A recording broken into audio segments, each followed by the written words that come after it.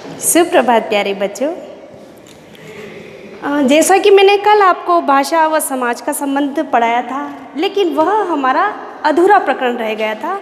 तो आज मैं आपको भाषा व समाज का संबंध किस प्रकार होता है वह विस्तार में बताऊंगी।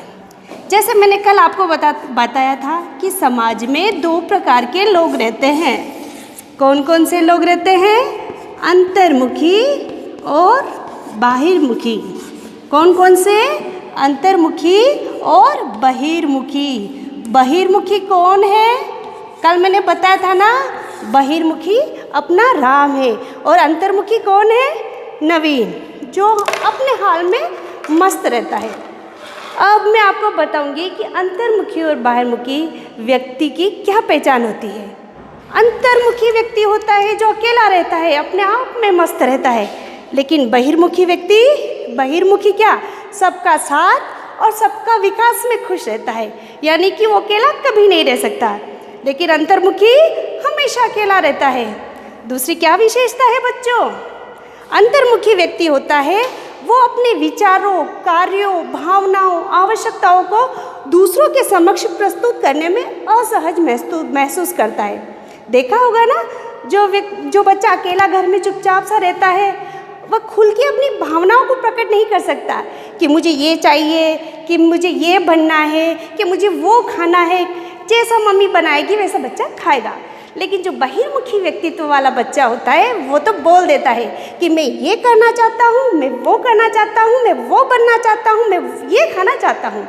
समझ में आ गया ना? अंतर्मुखी व्यक्ति हमेशा अकेला रहता है और बहिर्मुखी व्यक्ति सबका साथ और सबके विकास में विश्वास करता है। अंतर्मुखी व्यक्ति विचारों, कार्यों, भावनाओं, मन की दशाओं को दूसरों के समक्ष प्रस्तुत नहीं कर सकता। लेकिन बहिर्मुखी व्यक्ति अपनी भावनाओं, अपने विचारों, अपनी सूचनाओं, अपनी आवश्यकताओं को दूसरों के समक्ष आसानी से प्रस्तुत करने में उसे सहजता महसूस होती है ना?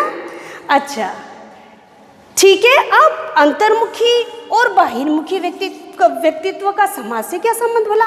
आप यही सोच रहे होगे ना, समाज क्या है, ये कहाँ से आ गया? तो आप जानते हो ना समाज क्या होता है? समाज ऐसे व्यक्तियों का समूह होता है जिसका एक निश्चित उद्देश्य होता है। क्या होता है?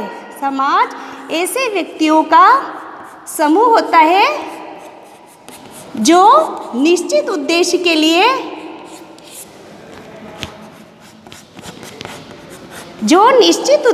लिए एक साथ रहते हैं। कैसे रहते हैं बच्चों? एक साथ मिलकर, है ना? यानी कि सबका भला हो और एक साथ रहते हैं। ठीक है, समाज का मतलब क्या हुआ? समाज ऐसे लोगों का समूह है जिसका निश्चित उद्देश्य जिसका एक निश्चित उद्देश्य होता है और उस निश्चित उद्देश्यों की पूर्ति के लिए सब एक साथ मिलके रहते हैं। ठीक है, तो अब आपको पता चल गया ना, बहिर्मुखी व्यक्ति जो होता है अपने विचारों, कार्यों का आदान प्रदान करता है। तो क्या होता है, जब वो अपने विचार किसी के समक्ष प्रस्तुत कर रहा है तो उसके सामने सुनने वाला भी तो कोई होना चाहिए ना। हाँ, यानी सुनने वाले को क्या कहते हैं? श्रोता। और बोलने वाले को क्या कहते हैं? वक्ता। यानी कि विचारों का जब आदान प्रदान होता है तो वक्ता और श्रोता का पारस्परिक संबंध भी बनता है। किसका बनता है? बहिर्मुखी व्यक्तित्व वाले बच्चों का क्या होता है? वक्ता और श्रोता का परस्पर संबंध बनता है ना? अगर ये वक्ता और श्रोता का परस्पर संबंध बनेगा तो क्या होगा? तभी तो परिवारों का निर्माण होगा, तभी तो समाज बनेगा। यानी कि जब दोनों अपने भावात्मक संबंध एक दूसरे को देंगे, सामाजिक संबंधों में एक दूसरे के दोनों भागीदारी निभाएंगे, तभी जाके समाज का निर्माण होगा ना।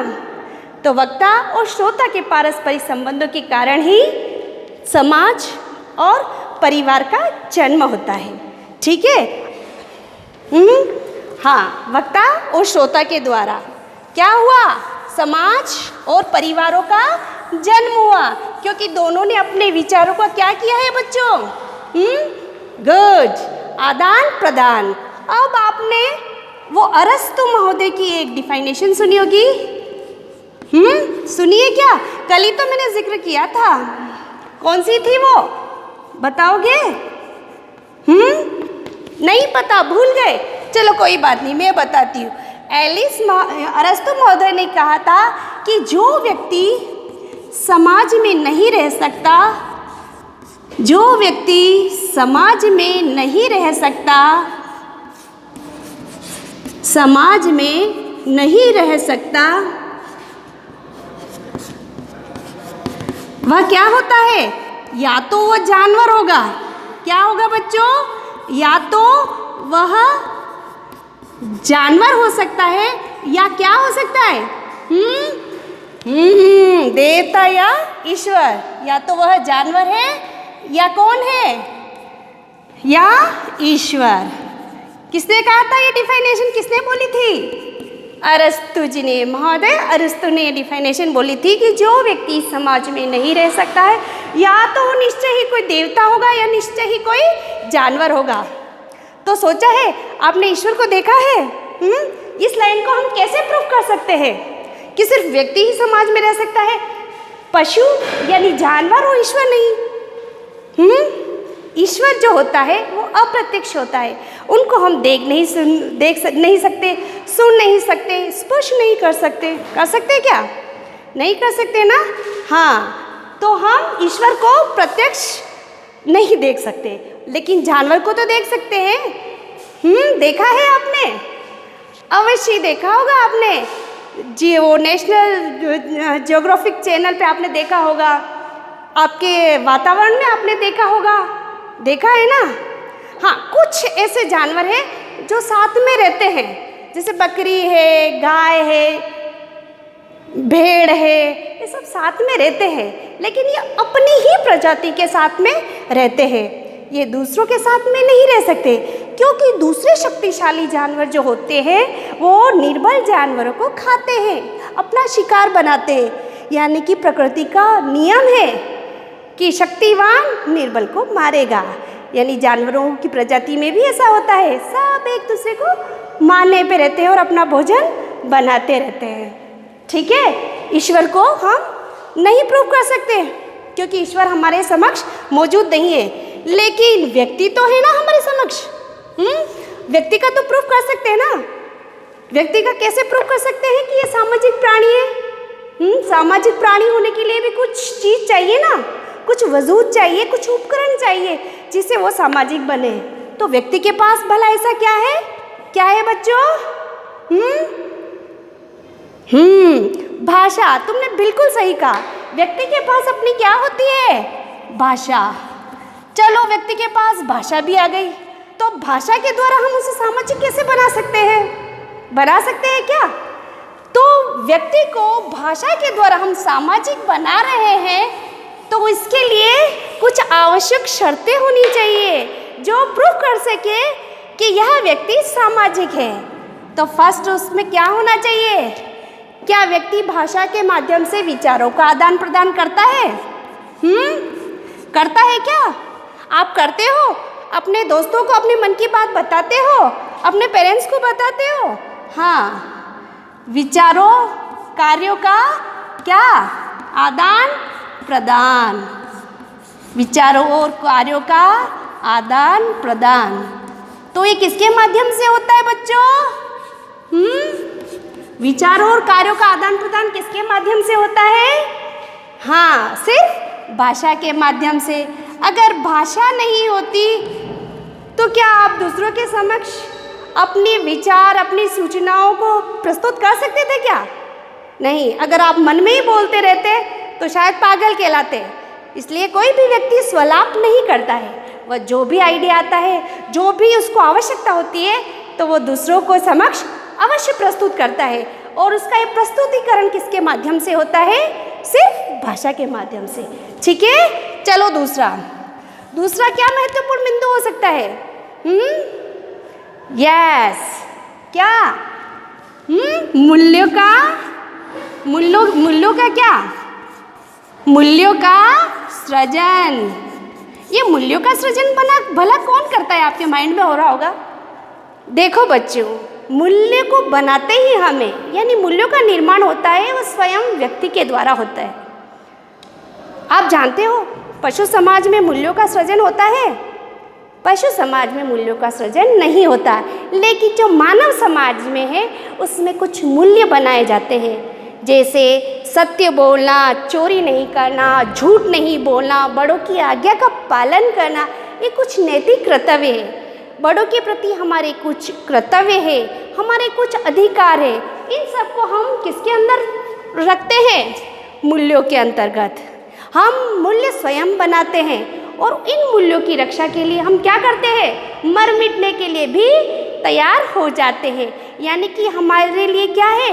मूल्य सबसे महत्वपूर्ण है। यानी मन स्वहित को त्याग कर, मूल्यों के द्वारा व्यक्ति स्वहित को त्याग कर परहित में हमेशा लगा रहता है।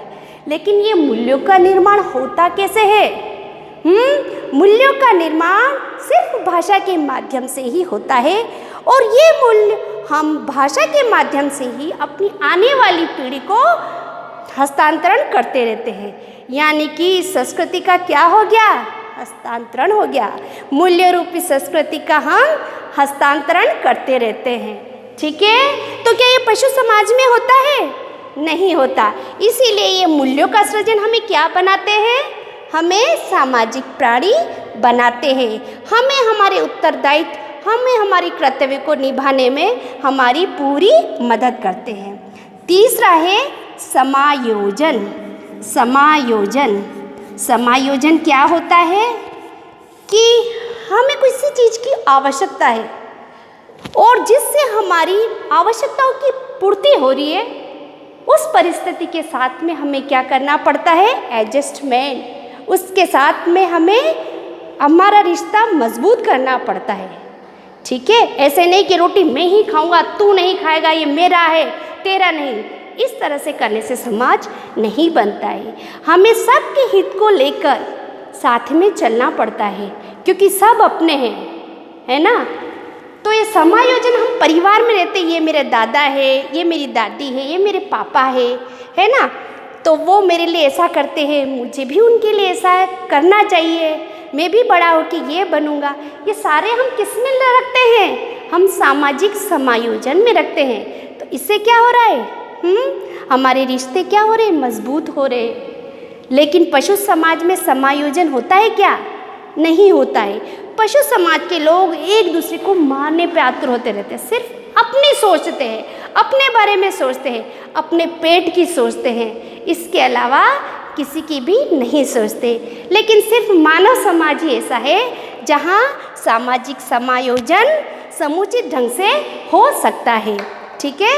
चौथा होता है नेतृत्व शक्ति का विकास। नेतृत्व, नेतृत्व समझे? यानी कि सबका साथ, सबका विकास। समझ में आया ना? यानी कि स्वहित नहीं परहित को लेकर चलते हैं। और जो नेतृत्व वाला, जो बहिर्मुखी व्यक्तित्व वाला जो व्यक्ति होता है, वह अपने हाव भाव, भाषा, अभिव्यक्ति और व्यवहार के माध्यम से सबको अपनी तरफ आकर्षित करता है। यानी कि उसका भाषा व्यवहार इतना अच्छा होगा कि सब उसकी तरफ आकर्षित हो जाते हैं। उसके कार्य इतने अच्छे होंगे कि सब उसको चाहेंगे, कि वो सबका सोचता है, उस पर सब लोग विश्वास करते हैं, है ना, और उसी को चाहेंगे।